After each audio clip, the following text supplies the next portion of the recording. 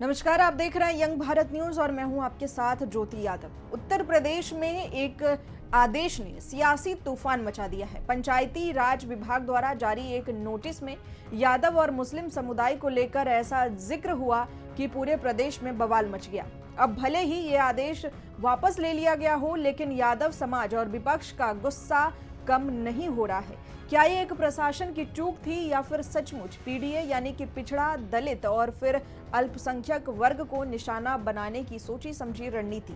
इसी मुद्दे को लेकर हमारे संवाददाता ने लखनऊ में यादव सेना के अध्यक्ष शिव कुमार यादव और समाजवादी पार्टी के राष्ट्रीय प्रवक्ता अमित जमाई से बात की।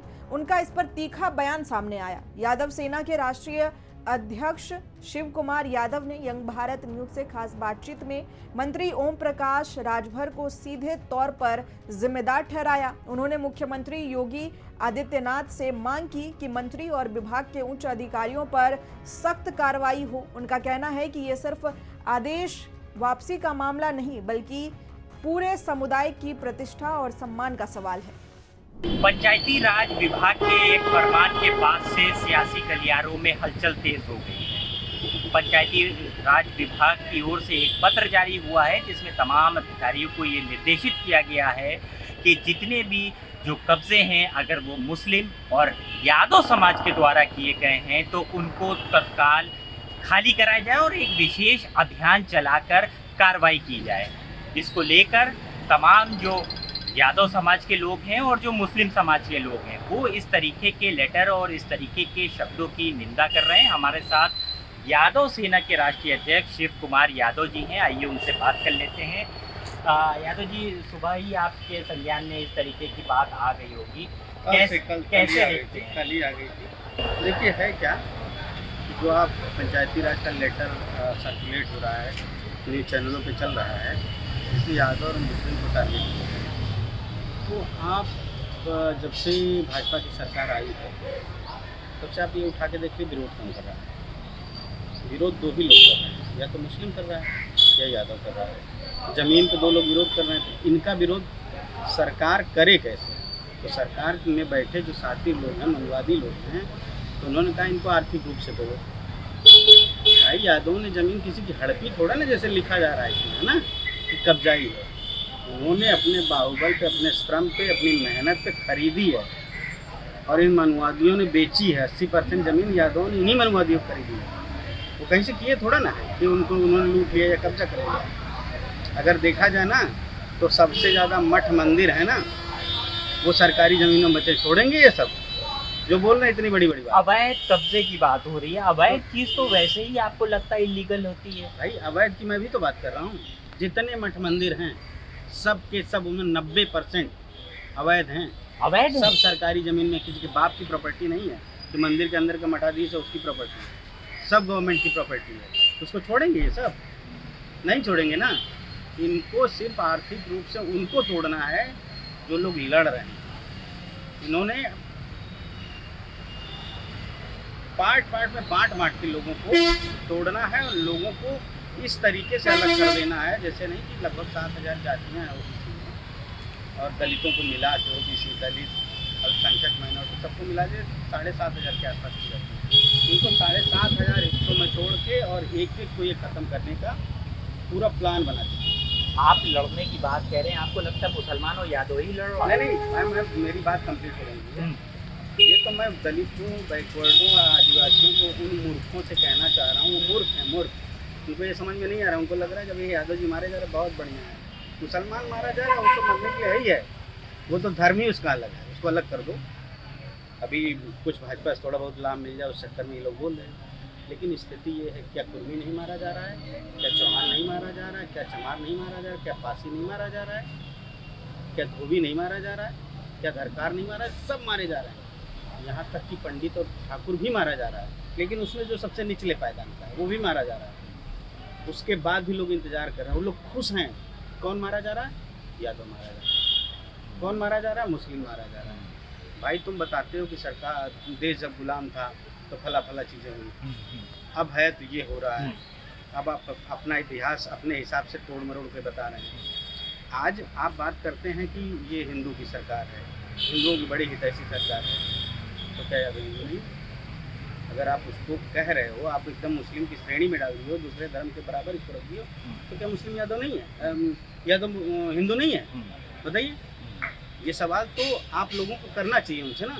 नहीं, ये जो भाजपा के लोग सत्ता में बैठे उनसे सवाल पूछना चाहिए आप लोगों को। लेकिन आप सवाल की बात कर रहे हैं, वहाँ एक्शन भी हो गया है, संयुक्त निदेशक को सस्पेंड कर दिया गया, मुतमईन है इससे?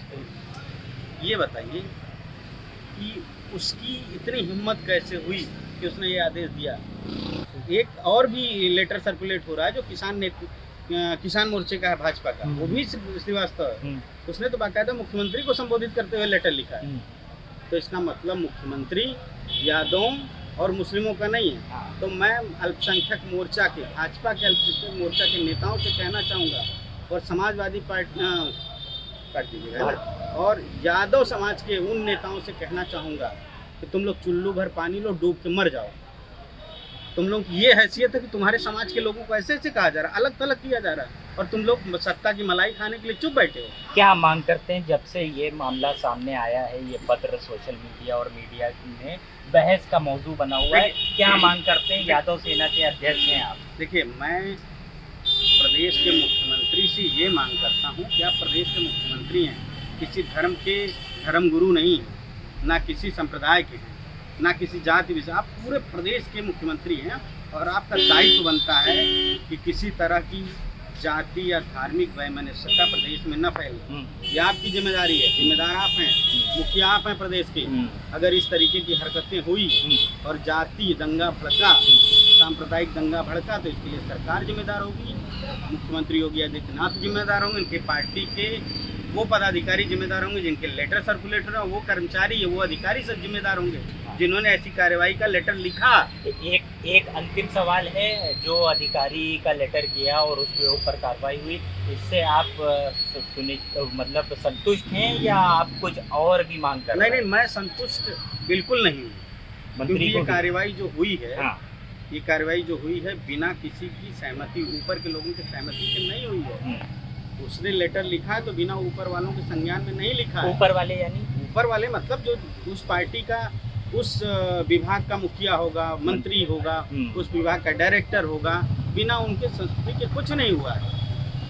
तो पूरी की पूरी जिम्मेदारी मुख्यमंत्री के, उस नेता के ऊपर कार्रवाई करें, उस मंत्री के ऊपर कार्रवाई करें आप, और आप सार्वजनिक रूप से प्रेस कॉन्फ्रेंस करके माफी मांगे, गलत हुआ। ऐसे थोड़ा होता है कि आपने कह दिया, आपने एक अपना ही सिपाही भेजा कि जाओ उसको गोली मारा, वो मार नहीं पाया, पकड़ गया, तो तुम कह दो अरे ये बिना किसी परमिशन ये गलत कर रहा था, इसको जेल में डाल दो। तो जेल में डालने से चीज़ें सही हो गई, वो आपका ही आदमी है। अगर उसने गलत किया तो उसकी जिम्मेदारी भी आपकी। पीछे के जो लोग हैं उन पर भी बिल्कुल, सबके ऊपर। बहुत शुक्रिया बात करने के लिए। तो ये यादव सेना के राष्ट्रीय अध्यक्ष शिव कुमार यादव जी को सुन रहे थे। साफ तौर पर जिस तरीके से ये लेटर बम फूटा है, तो उसके बाद से तमाम सियासी पार्टियों में भी कहीं ना कहीं गुस्सा है, और मुसलमान और यादव को लेकर वो भी तमाम तरीके की बयानबाजियां कर रही है। हालांकि भारतीय जनता पार्टी और यूपी सरकार बैकफुट पर आई है और अधिकारी को सस्पेंड कर दिया है, लेकिन यादव सेना के अध्यक्ष की मांग है कि सिर्फ एक छोटे प्यादे नहीं, और जो इसमें संलिप्त हैं, यानी जो मंत्री हैं विभाग के और जो डायरेक्टर हैं, उन पर भी सख्त से सख्त कार्रवाई होनी चाहिए। लखनऊ से यंग भारत के लिए अरसलान सब्दी। दूसरी तरफ सपा के राष्ट्रीय प्रवक्ता अमित जमाई ने भी कड़ी प्रतिक्रिया दी। उन्होंने कहा कि यह आदेश केवल संयुक्त निदेशक का नहीं, बल्कि इसमें मंत्री से लेकर डायरेक्टर तक की सहमति थी। उन्होंने सरकार पर आरोप लगाया कि यह अभियान साजिश के तहत शुरू किया गया। It just clearly shows that RSF BJP are radically against Muslims and the Yadavas of the OBC. और ये आदेश में सुनने के बाद किसी को अतिशयोक्ति नहीं कि बीजेपी आरएसएस ने ऐसा किया है। ऑलरेडी यादव मुसलमानों के घर बुलडोज हो ही रहे हैं, उनकी ज़मीनों पे इंक्रोचमेंट हो ही रहा है, कब्ज़ा हो रहा है, वक्फी ज़मीनों पे कब्ज़ा हो रहा है। तो हमारा दुख इस बात का है कि जो इसका मंत्री है, पंचायती राज का मंत्री, तो मंत्री जी तो उनको तो मुसलमानों ने बहुत मदद करी, उन्हें मानिकलेश जी ने बहुत मदद करी, और आज विधानसभा में उसकी स्ट्रेंथ है।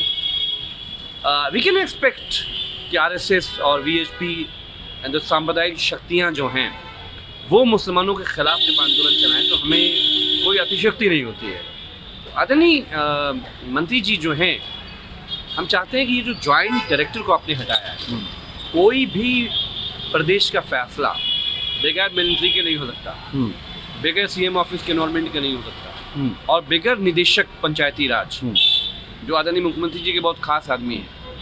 तो इमीडिएट वी एक्सपेक्टिंग कि जो पंचायती राज का डायरेक्टर है उसको सैक करने की ज़रूरत है।